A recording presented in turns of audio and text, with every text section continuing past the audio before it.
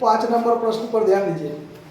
5 number में कहता है कि 1 जुलाई 2010 को एम ने एक मशीन 1,90,000 में खरीदी और इसकी स्थापना पर 10,000 रुपया व्यय किए।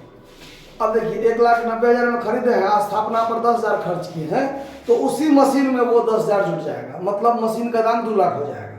कितना हो जाएगा? 2 लाख रुपया। 30 जून 2013 को मशीन को 1,35,000 में बेच दिया और यह मानते हुए कि ह्रास 10% ह्रासित मूल्य पर लगता है और पुस्तकें प्रत्येक वर्ष 31 दिसंबर को बंद होती है। मशीन खाता बनाएंगे।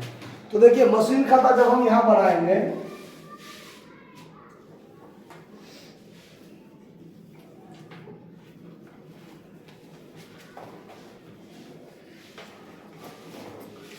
डेबिट क्रेडिट, सबसे पहले 2010 में जुलाई 1 को 2010 में जुलाई 1 को टू कैश अकाउंट खरीदे हैं मशीन।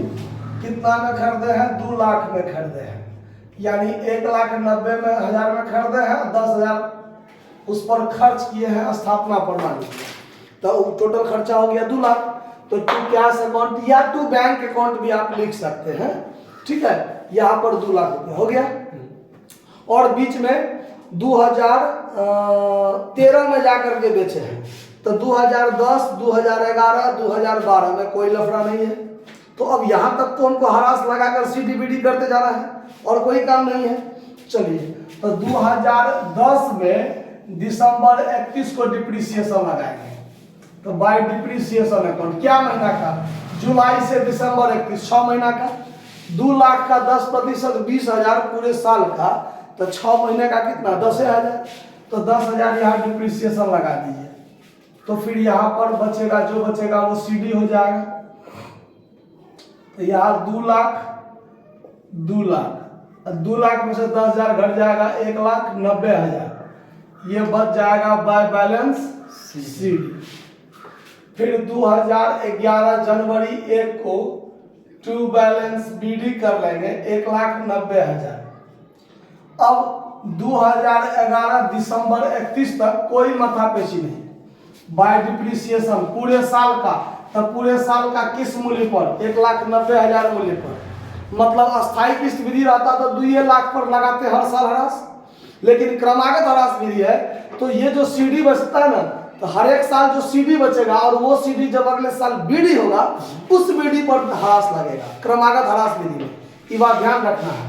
और अस्थायी किस्त विधि में कुछ भी सीडी बीडी हो उससे नहीं मतलब है, जो पहलुक साल खरीदे थे ना वो जो दाम था उस दाम पर ह्रास लगेगा, ठीक है। तो यहाँ पर अब देखिए, तो अब इसका 10% ह्रास लगेगा, तब पूरे साल का 10% कितना हो जाएगा? 19,000। फिर यहाँ पर सीडी निकाल लीजिए, 1,90,000 1,90,000 19,000 घटाएंगे तो 1,71,000 बचेगा ना। बाय बैलेंस क्या बचेगा? सीडी। फिर 2012 में जनवरी 1 को टू बैलेंस बीडी 1,71,000। 2012 में भी कोई माथा नहीं, पेची नहीं। दिसंबर 31 को बाय डिप्रिसिएशन अकाउंट लगा दीजिए पूरे साल का, 1,71,000 का 10% 17,100। फिर घटाकर जो बचेगा वो बाय बैलेंस सीडी, 1,71,000 में से घटा दीजिए इसको, जो बचेगा बाय बैलेंस सीडी। तो ये बचेगा 1,52,900, 1,53,900। चलिए हम इतना में से घटा 70 में से घटा दिए, कितना? 1,53,000। तो 1,53,000 और 17 1,70,000 और ये ठीक है। अब क्या करेंगे? 2013 जनवरी 1 को टू बैलेंस बीडी 1,53,900। अब 2013 में जून 30 को हम बेचे हैं ना, देखिए तो 2013 में जून 30 को बेचे हैं। तो अब देखिए 6 महीना हम ह्रास लगाए, 6 महीना यूज किए तब ना बेचे हैं, तो पहले तो 6 महीना का ह्रास लगाएंगे। तो इसका 10% 15,390 और उसका आधा कर दीजिए, तो जो होगा वो डिप्रिसिएशन 6 मंथ का 6 मंथ का कितना हो जाएगा 7,695। तो 7,695 ह्रास लग गया। अब देखिए 1,53,900 में से 7,695 तक घट जाएगा।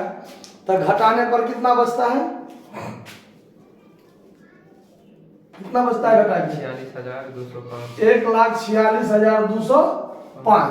अब उस संपत्ति को हम बेच रहे हैं, बाय कैश अकाउंट सेल कर रहे हैं। कितना में सेल कर रहे हैं? देखिए 1,35,000 में, 1,35,000 में 1,46,205 का संपत्ति 1,35,000 में बेच रहे हैं।